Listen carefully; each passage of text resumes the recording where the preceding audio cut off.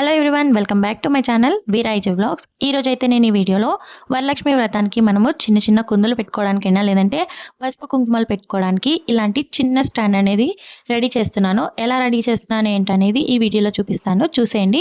చాలా సింపుల్గా ఇంట్లో ఉన్న వస్తువులతోనే ఈజీగా చేసేసుకోవచ్చు. నేను ఏమేమి టిప్స్ వాడాను అనేది కూడా చెప్తాను, చూసేయండి. నేనైతే ఎంసిల్ తీసుకున్నాను, వైట్ కలర్ ఉంటుంది కదా అది తీసుకున్నాను. మీరు బ్లాక్ కలర్ ఉన్నా తీసుకోవచ్చు. నార్మల్గా వేస్ట్ చేయకుండా ఇలా మనము కవర్‌తోనే పెట్టేసి బాక్స్‌లో పెట్టేసుకున్నాం అనుకోండి, గట్టిగా అయిపోకుండా ఉంటుంది. ఆ తర్వాత 2 పార్ట్స్‌గా ఉంది కదా మనకి ఎంసిల్ అనేది. ఏదైతే ఫస్ట్ మనం తీసుకుంటామో సేమ్ క్వాంటిటీతో సెకండ్‌ది కూడా తీసుకోవాలి. తీసుకున్న తర్వాత బాగా మిక్స్ చేసుకోవాలన్నమాట. ఎంతగా అంటే టోటల్‌గా మిక్స్ అయిపోవాలి. బాగా ఎంత మిక్స్ చేసుకుంటే అంత తొందరగా గట్టి పడుతుంది. అలానే షేప్ కూడా చాలా బాగా వస్తుంది.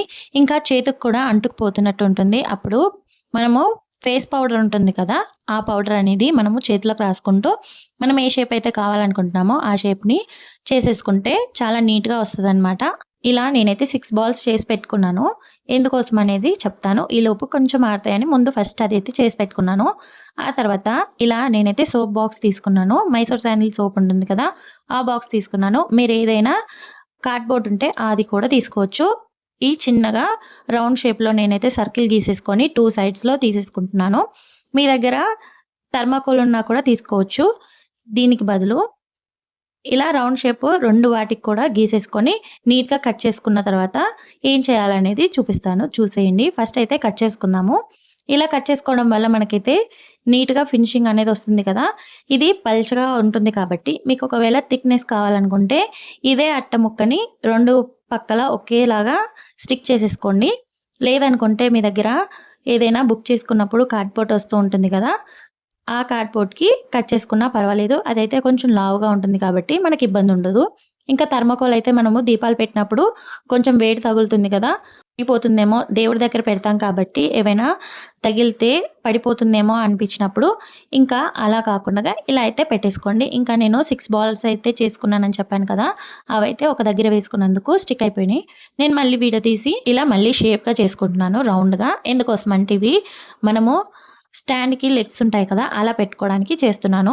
ఇలా రాగి వైర్ తీసుకున్నాను, కొంచెం లావుది. మీరు రాగి వైర్ కాకపోయినా మీ దగ్గర స్ట్రాంగ్‌గా ఏదైనా ఉందనుకోండి, బ్యాంగిల్ టైప్‌లో ప్లాస్టిక్ బ్యాంగిల్స్ ఉంటాయి కదా, అవైనా పెట్టుకోవచ్చు. లేదంటే వైర్ బ్యాంగిల్స్ కూడా వస్తున్నాయి ఇప్పుడు, అవి కూడా యూజ్ చేసుకోవచ్చు. వాడనివి ఉంటాయి కదా, అవైతే మనకి ఒక 3 బ్యాంగిల్స్ ఉంటే సరిపోతుంది, ఎక్కువ అవసరం లేదు. ఇంకా అవి రీయూజబుల్ కూడా చేసుకోవచ్చనమాట. ఇలా నేను హోల్స్ అయితే చేసి పక్కకు పెడుతున్నాననమాట. ఇంకా తడిగానే ఉన్నాయి, ఇంకా ఆరలేదు లోపల వైపున. అందుకోసమని నేనైతే కొంచెం హోల్ చేసి ఒక 5 మినిట్స్ పక్కన పెట్టేసుకొని, ఇంకా ఇదైతే హోల్ చేసుకున్నాను కదా, దాంట్లోనే గ్లూ కూడా వేసుకొని ఇలా స్టాండ్ లాగా ఫస్ట్ ఏదైతే రాగి వైర్ తీసుకున్నానో దాన్ని దీనికి అటాచ్ చేసి పెడుతున్నాననమాట.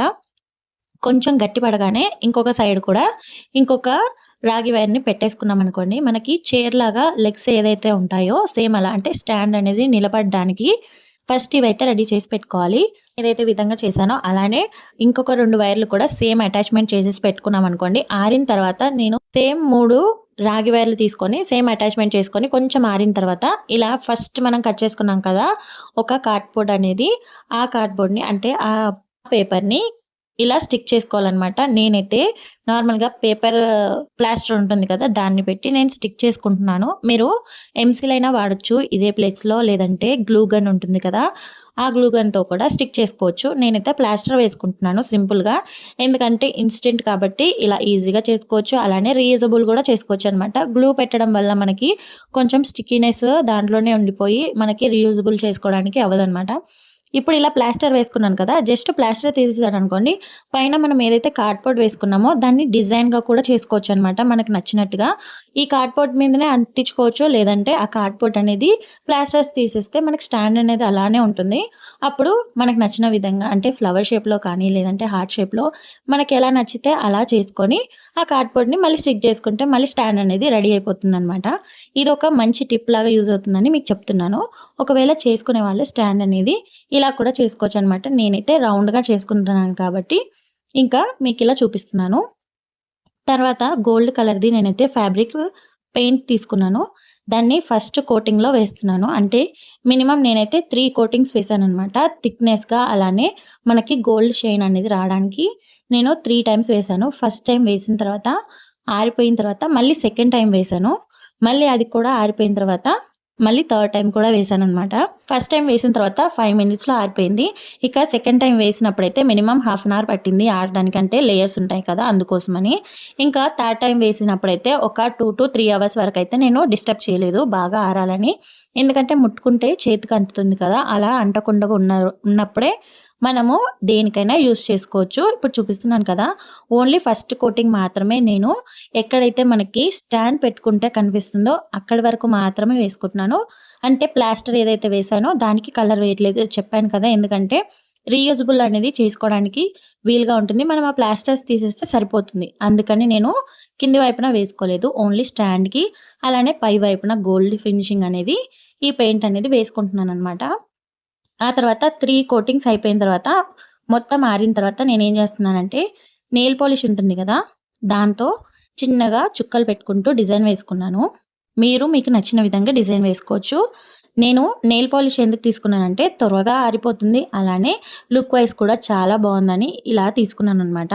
మీరు ఫ్యాబ్రిక్ పెయింట్‌తో కూడా వేసుకోవచ్చు డిజైన్ అనేది. ఇంకా దీని మీద ఓన్లీ మనము ఆహ్, దియాస్ కానీ లేదంటే కుంకుమ బన్ని అలాంటివి పెట్టుకోవాలని చెప్పాను కదా! అలానే కాకుండగా విగ్రహాలు అమ్మవారి విగ్రహాలుంటాయి కదా! లక్ష్మీ అమ్మవారి విగ్రహం లేదంటే వినాయకుడి విగ్రహం ఉంటాయి కదా! అవి కూడా నీట్‌గా పెట్టుకోవచ్చనమాట. చాలా బావుంటుంది. ఇలా ఈజీగా చేసుకోవడానికి. ఇంకా చూపిస్తున్నాను చూడండి. దీపాలు పెడితే ఎలా ఉంటుంది, విగ్రహాలు పెడితే ఎలా ఉంటుందనేది. ఈ టిప్ అయితే మీకు నచ్చిందనే అనుకుంటున్నాను. ఒకవేళ ఇది మీకు ఈ వరలక్ష్మి వ్రతానికి యూజ్ అవుతుంది అనుకుంటే ఈ వరలక్ష్మి వ్రతానికి ఈ టిప్ అనేది, ఈ బ్యూటిఫుల్ డెకార్ అనేది ఎలా అనిపించిందో ఒక కమెంట్ అలానే ఒక లైక్ చేయండి. ఇంకా ఈ డిజైన్ ఏదైతే ఉందో ఇలానే కాదు మీరు మీకు నచ్చిన విధంగా వేసుకోవచ్చు. అమ్మవారిని పెట్టుకోవచ్చు. ఇలా మనము దియాస్‌ని కూడా పెట్టుకోవచ్చు. దీపావళికి కూడా పనిచేస్తాయన్నమాట ఇవి ఇలా పెట్టుకోవడం వల్ల. ఇంకా గుమ్మం ముందు మనము ఇంటి గుమ్మం ముందు కూడా 2 దీపాలు పెట్టుకుంటాం కదా! అలా పెట్టుకోవడానికి కూడా ఇవి యూజ్ అవుతాయన్నమాట. ఇలా ఒక్కటి చేసుకోవడం వల్ల మనకి ఇన్ని యూజెస్ ఉన్నాయి. అలానే రూ. 1 ఖర్చు లేదు కాబట్టి మీకు బాగా యూజ్ అవుతుందని అనుకుంటున్నాను. నాకైతే చాలా బాగా యూజ్ అయింది. మీకు ఈ వీడియో నచ్చినట్టయితే నా వీడియోని లైక్ చేసి నా ఛానల్ ఇప్పుడే సబ్స్క్రైబ్ చేసుకోండి.